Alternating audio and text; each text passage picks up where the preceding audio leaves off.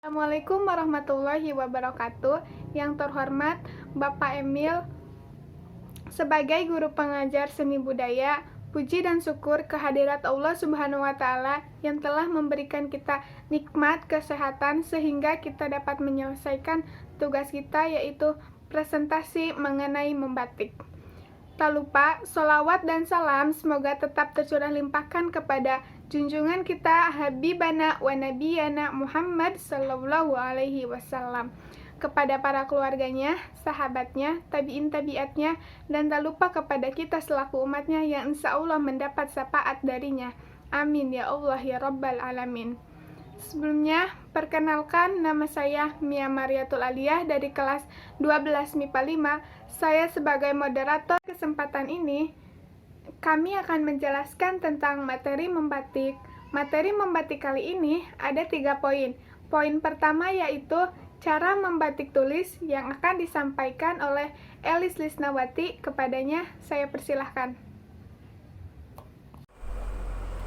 Terima kasih kepada moderator yang telah memberikan waktunya kepada saya. Saya Elisa Snawati akan menjelaskan materi seni budaya mengenai batik tulis. Apa sih itu batik tulis?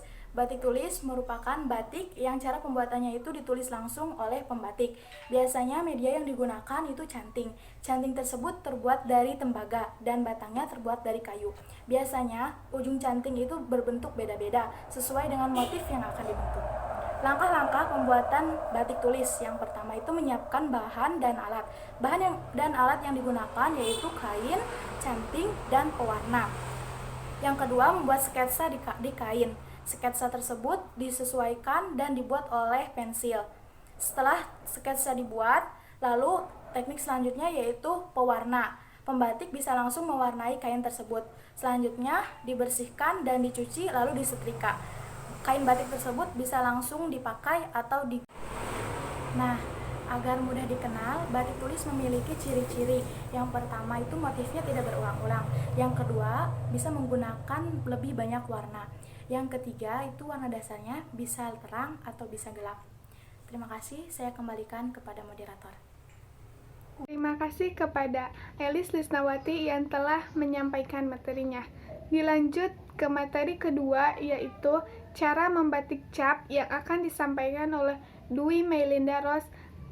Kepadanya saya persilahkan. Assalamualaikum warahmatullahi wabarakatuh. Terima kasih kepada moderator yang telah memberikan saya waktu. Di sini saya Dwi Melinda Ros akan menjelaskan materi mengenai batik cap. Yang pertama, pengertian batik cap. Batik cap adalah salah satu jenis hasil proses produksi batik yang menggunakan canting cap. Canting cap yang digunakan bentuknya seperti stempel, hanya saja bahannya terbuat dari tembaga dan dimensinya lebih besar, rata-rata berukuran 20 cm x 20 cm. Selanjutnya ada proses pembuatan batik cap. Pertama, kain mori diletakkan di atas meja datar yang telah dilapisi dengan bahan yang empuk. Kedua, malam direbus hingga mencair dan dijaga agar suhu cairan malam ini tetap dalam kondisi 60 derajat sampai dengan 70 derajat Celcius. Ketiga, canting cap lalu dimasukkan ke dalam cairan malam tadi. Kurang lebih 2 cm bagian bawah canting cap tercelup cairan malam. Keempat, canting cap kemudian dicapkan atau distempelkan dengan tekanan yang cukup di atas kain mori yang telah disiapkan. Cairan malam akan meresap ke dalam pori-pori kain mori hingga tembus ke sisi lain permukaan kain mori. Kelima, setelah proses pengecapan pada kain selesai dengan berbagai kombinasi canting cap yang digunakan, selanjutnya kain mori akan dilakukan proses pewarnaan dengan cara mencelupkan kain mori ke dalam tangki yang berisi warna yang sudah dipilih. Kain mori yang telah diresapi oleh cairan malam tidak akan terkena dalam proses pewarnaan ini.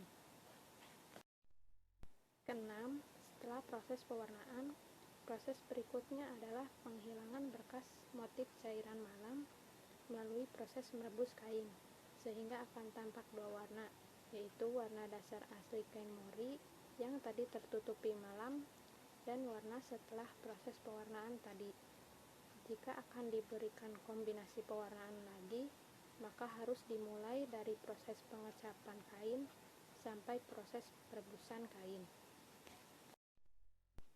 Ketujuh, proses terakhir dari pembuatan batik cap adalah proses pembersihan dan pencerahan warna dengan soda. Selanjutnya, dikeringkan dan disetrika. Hal yang menarik dari batik cap adalah proses perkawinan warna. Karena permukaan kain mori yang telah diwarna sebelumnya akan diwarna lagi dalam proses pewarnaan berikutnya, sehingga perlu keahlian khusus dalam proses pemilihan dan perkawinan warna. Oleh karena proses pewarnaan yang berulang-ulang dan menyeluruh pada setiap pori-pori kain mori, maka warna pada batik cap cenderung lebih awet dan tahan lama dibandingkan dengan batik yang lain. Lalu ciri-ciri dari batik cap, warna batik pada kedua belah sisi kain adalah sama. Warna batik lebih mengkilap, motif tidak terlalu detail, dan yang terakhir warna dasar biasanya warna tua atau warna gelap. Sekian presentasi dari saya. Mohon maaf bila ada kesalahan dalam tutur kata. Wassalamualaikum warahmatullahi wabarakatuh. Saya kembalikan kepada moderator. Terima kasih kepada Dwi Melinda Ros yang telah menyampaikan materinya. Terakhir yaitu materi mengenai cara membatik ikat celup yang akan disampaikan oleh Agnes Dwi Septiani. Kepadanya saya persilahkan. Terima kasih kepada moderator karena telah memberikan waktunya kepada saya untuk menjelaskan materi seni budaya. Perkenalkan, nama saya Agnes Dewi Septiani. Saya akan menjelaskan materi tentang membatik ikat celup atau jumputan. Yang pertama, itu sejarah membatik ikat celup. Menurut sejarah, teknik ikat celup ini berasal dari Tiongkok. Teknik ini kemudian berkembang sampai ke India dan wilayah-wilayah Nusantara. Teknik ikat celup diperkenalkan ke masyarakat Nusantara oleh orang India melalui misi perdagangan. Teknik ini tuh mendapat respon yang sangat baik dari masyarakat Nusantara karena keindahan ragam hiasnya dalam rangkaian warna-warna yang menawan. Yang kedua itu ada pengertian membatik ikat celup atau jumputan. Batik ikat celup adalah proses membuat motif dan warna pada kain putih polos dengan teknik mengikat dan menutup sebagian kain dengan karet gelang, tali rapia. Dan selanjutnya, si kain yang udah diikat itu dicelupkan pada pewarna kain. Biasanya pewarna tersebut menggunakan Wantex karena pewarna tersebut mudah didapatkan. Yang ketiga, teknik pembuatan batik ikat celup. Teknik yang digunakan biasanya itu ada dua teknik. Yang pertama itu ada teknik ikat. Teknik ikat adalah teknik dengan cara ikatan. Artinya itu median yang diikat akan menimbulkan motif. Cara mengikatnya itu harus kencang supaya saat dicelup tidak terkena warna yang lain atau tidak terkena warna yang tidak kita inginkan. Sehingga setelah ikatannya dilepas akan terbentuk gambar yang sempurna atau gambar yang kita inginkan. Teknik ikat ini dilakukan dengan memegang permukaan kain dengan ujung jari. Lalu permukaan kain itu diikat dengan jelas, baik itu dengan ikatan tunggal maupun jamak. Cara mengikatnya itu beragam, ada ikat dasar, ikat miring, dan ikat kombinasi. Ikat kombinasi itu maksudnya ikat datar dan ikat miring itu disatukan, bisa menggunakan dua ikat. Yang kedua itu teknik jahitan. Teknik jahitan adalah kain diberi pola terlebih dahulu, lalu dijahit dengan menggunakan tusuk jelujur pada garis warnanya atau pada garis pola yang telah dibuat. dengan menggunakan benang. Lalu benang tersebut tuh ditarik dengan kuat sehingga kain berkerut serapat mungkin.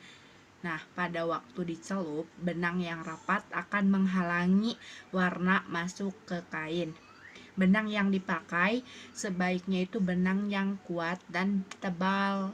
Nah, biasanya itu menggunakan benang plastik atau benang sintetis, benang jeans atau benang sepatu. Hasil jumputan teknik jahitan ini berupa titik-titik yang agak menyambung, membentuk gambar. Sekian presentasi yang bisa saya sampaikan. Saya kembalikan ke moderator. Terima kasih kepada Agnes Dwi Septiani yang telah menyampaikan materinya. Itulah materi membatik yang bisa kami sampaikan. Kurang lebihnya mohon dimaafkan. Wabillahi taufiq wal hidayah. Wassalamualaikum warahmatullahi wabarakatuh.